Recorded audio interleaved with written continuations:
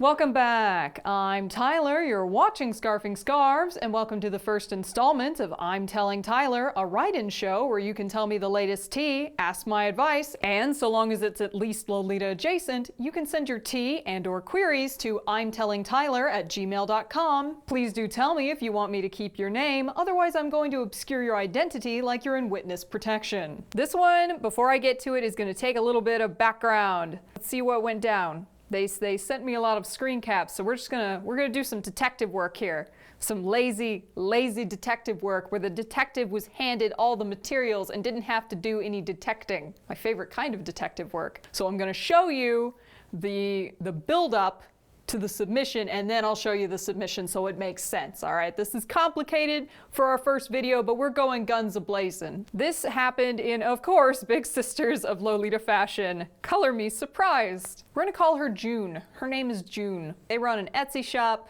for Lolita goods. They have a lot of rectangular headdresses that are Halloween themed, and they made them with specific Lolita dresses in mind. And then they were told that they couldn't sell them in a group because the owner of that group didn't think they fit Lolita. So their question that they posed to the group, Big Sisters of Lolita Fashion, we don't know what Lolita sales group this was posted in, mind you, said, who gets to decide what is Lolita and what isn't? Isn't it up to our own discretion when buying something that isn't name brand? So that's the question they posted to Big Sisters of Lolita Fashion. After that, there's like several screen caps of people saying like, look, you know, some things just aren't Lolita, like maybe you can wear it in a different fashion, and requesting photos of said item. There's a small discussion that follows it. It's essentially saying like, we can't tell without seeing the item. So eventually we do get a link to the item, and it is this.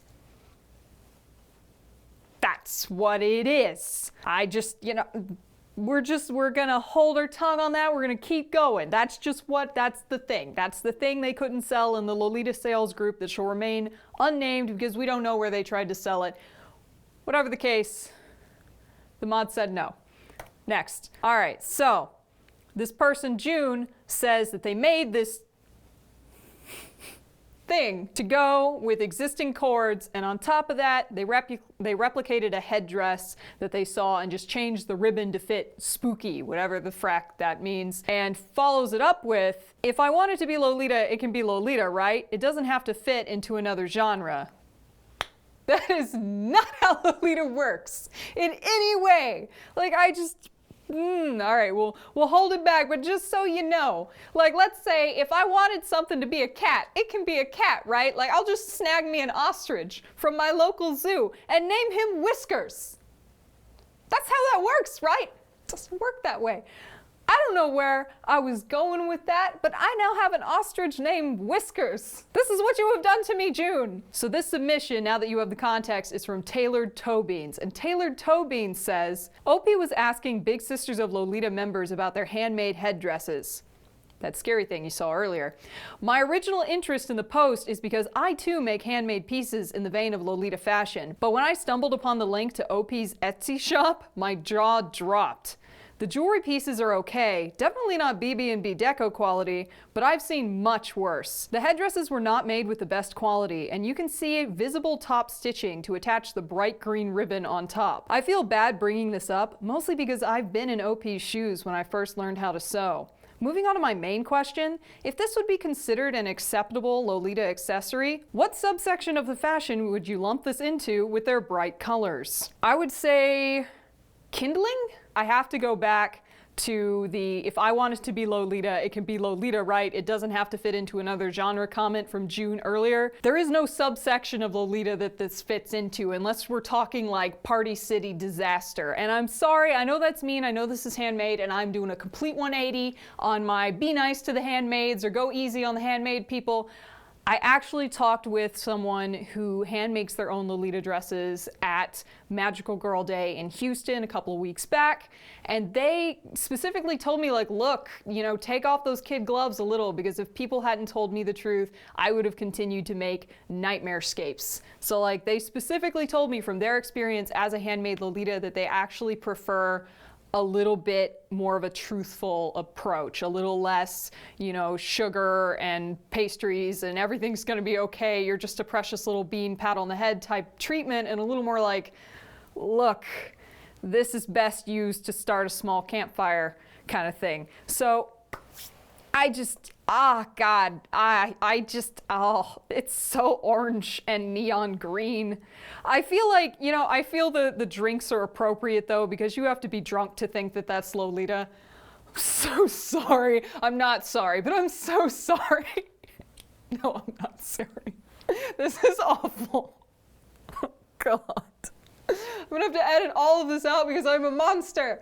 No, seriously, this is not Lolita. No part of that is Lolita. No.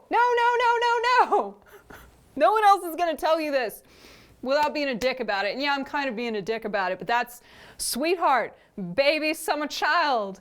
That is not Lolita. No. You can do better than this. But I can see your lines are pretty straight, so I feel like you could take this and put it in the garbage and start over and make something way better than this. Burn it as an offering to Satan so that you may appease him for putting one of his own in a small rectangle. I feel like you have skill, okay? So like person, June, if you're out there, no. You can do better than this. That's going to be the upside of this. I know you didn't ask me for advice in any way, shape, or form, and you're probably going to hate my guts after you see this and probably leave Lolita in some crazy-ass fashion, and that'll be fun to watch. Oh, I'll watch. I'll feel slightly bad, but I'll watch. No.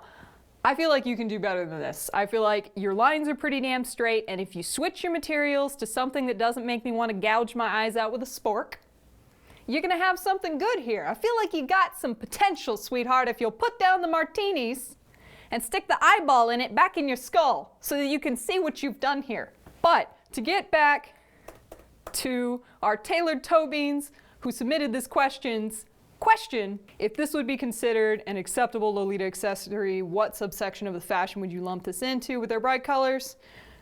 Again, I gotta end it with, to wrap up, it's not Lolita. There is no subsection of Lolita that this fits in. The materials are all wrong. It's not Lolita. June, I believe in you, all right? You can do better than this. That's just the advice that I got from that one Lolita. That's what she told me. She said, tell them the truth so that they may improve. And that's the truth. That's just the god-awful, honest truth of what I'm seeing here. So, thank you, Tailored Toe Beans, for being our first submission in our new write-in show called I'm Telling Tyler. If you would like to submit, you can send your tea, queries, and or complaints to imtellingtyler@gmail.com, all one fracking word.